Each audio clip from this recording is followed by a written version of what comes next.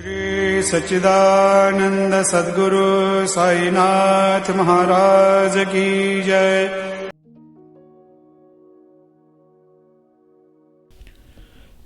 Sri Sai Satcharitra, Chapter 31. The passing away in Baba's presence of Sannyasi Vijayanand, Balram Mankar, Nulkar, Megha, the tiger.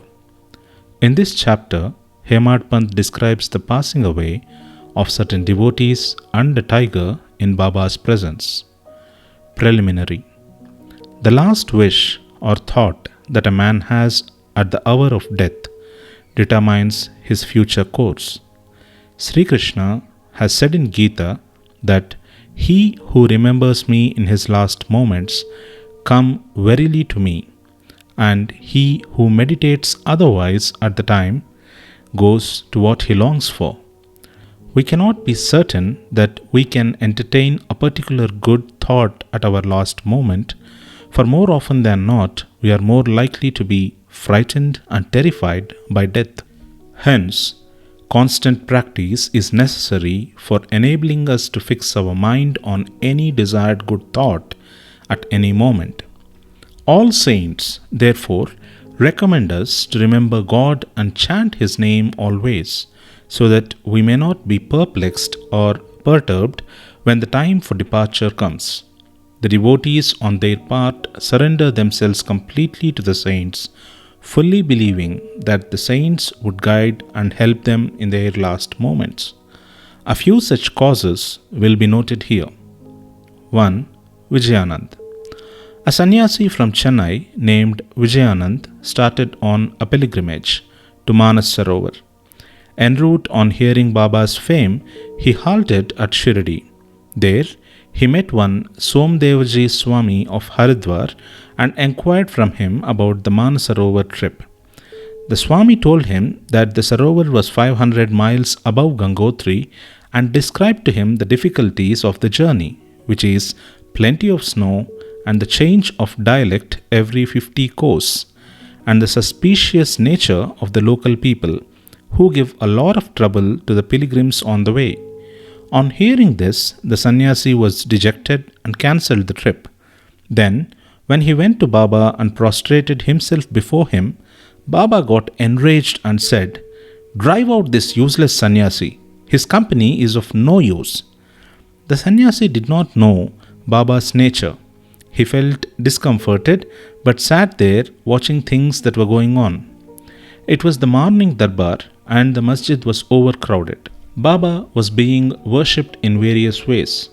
Some were washing his feet, some taking the teerth and drinking it heartily, and some touching their eyes with it. Some were applying sandal paste and some scents to his body, and all were doing these things forgetting the distinction of caste and creed. Though Baba got enraged with him, he was filled with affection for Baba and he did not feel like leaving the place. He stayed in Shirdi for 2 days when he got a letter from Chennai stating that his mother was very ill. He felt very dejected and wanted to be by his mother's side, but he could not leave without Baba's permission to return home. The omniscient Baba, knowing the future, said to him, "If you so loved your mother, why did you take sannyas? Attachment makes misuse of an ochre garb. Go and sit quiet at your lodging. Wait with patience for a few days. In the Vada, there are many robbers. Bolt your doors and be very vigilant. The thieves will carry everything. Wealth and prosperity are transient and the body is subject to decay and death. While knowing this, do your duty, leaving all attachment with the things of this world and next. He who does this and surrenders himself to the feet of Hari will get free from all troubles and attain bliss. The Lord runs and helps him who remembers and meditates on him with love and affection. Your store of past merits is considerable, so you have come here. Now attend to what I say and realize the goal of your life. Begin from tomorrow the study of Bhagavat. Do 3 saptahs, that is 3 readings during 3 weeks, conscientiously. The Lord will be pleased with you and will destroy your sorrows. Your illusions will vanish and you will get eternal peace. On seeing that his end was approaching, Baba prescribed this remedy and made him read Rama Vijaya, which pleases the god of death. Next morning, after bathing and other purifying rites, he commenced to read Bhagavat at a secluded spot in the Lendi garden. He completed 2 readings and thereafter felt much exhausted. He returned to the Vada and stayed in his lodging for 2 days, and on the 3rd day he breathed his last on Fakir Bade Baba's lap. Baba asked the people to preserve the body for a day for a reason. The police afterwards came and, on making proper enquiries, gave permission for the disposal of the body. It was buried in a proper place with due rites. In this way, Baba helped the sannyasi and ensured him Sadgati.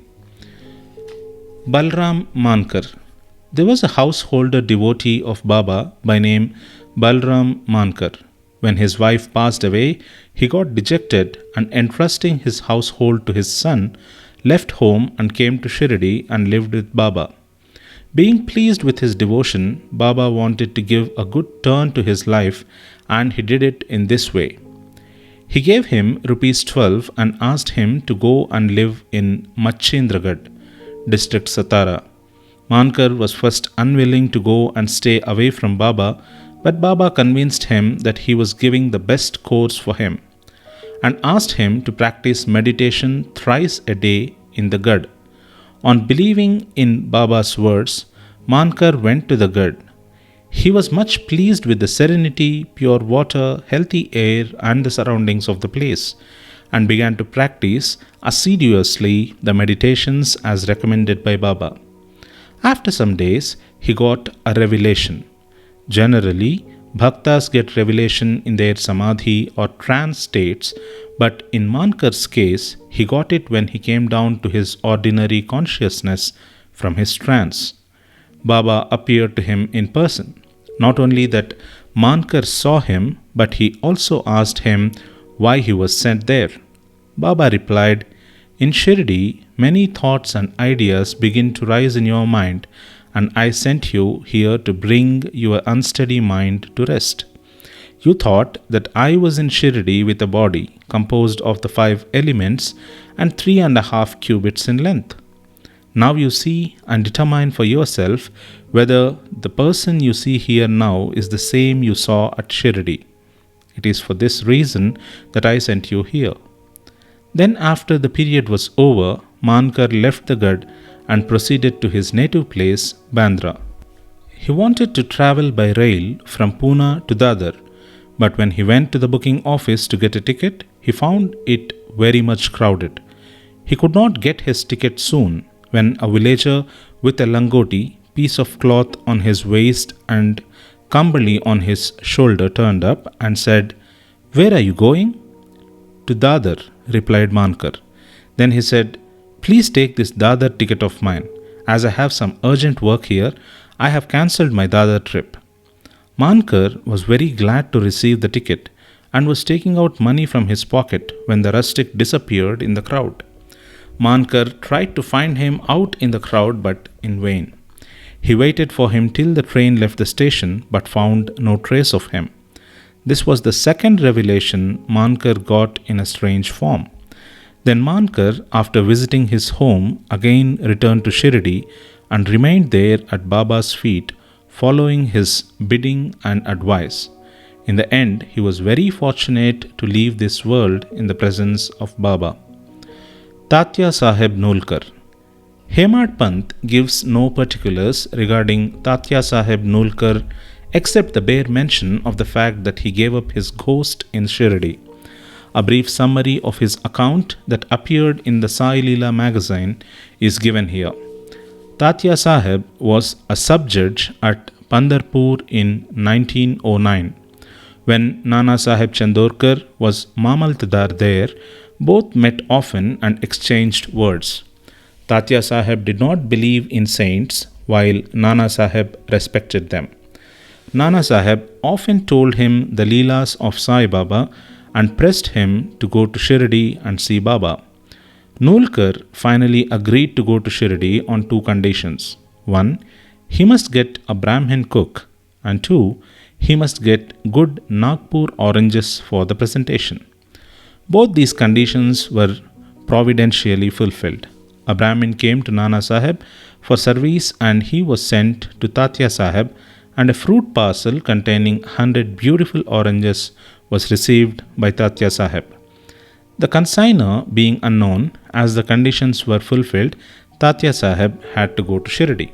At first, Baba was much enraged with him, but by and by, Tatya Sahib got such experiences that he was convinced that Baba was God incarnate.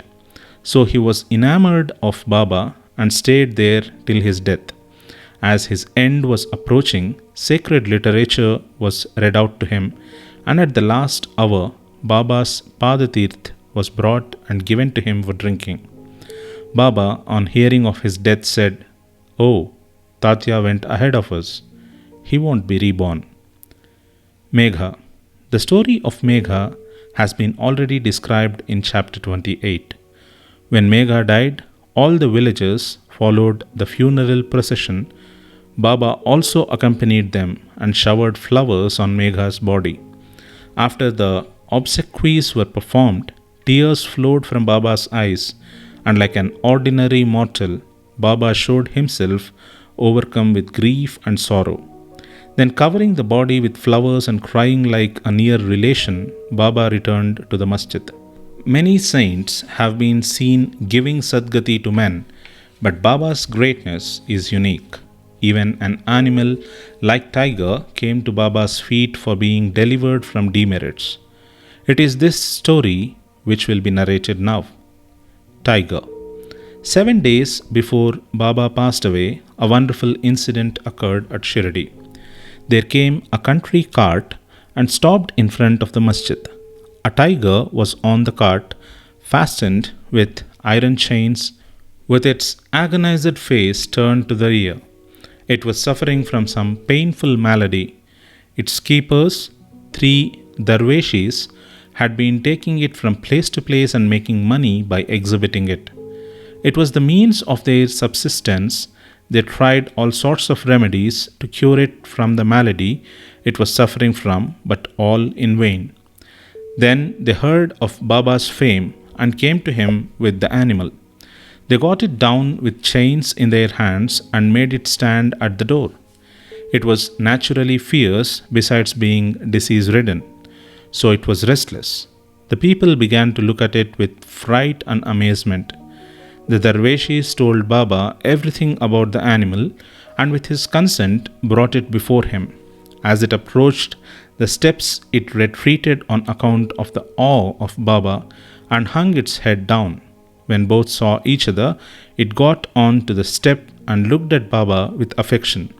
Immediately, it moved the tuft of its tail and dashed it thrice against the ground and then fell down senseless. On seeing it dead, the Darweshis were much dejected and full of sorrow, but on proper thought, they came to terms with it. They considered that as the animal was deceased and nearing its end, it was very meritorious on its part that it met its death at the feet of Baba. It was their debtor, and when the debt was paid off, it was free and met its end at Sai's feet. When any creatures bow down their heads at saints' feet and meet death, they are liberated, unless they have got a good store of merit on their account. How could they get such a meritorious end? Bow to Sri Sai, peace be to all.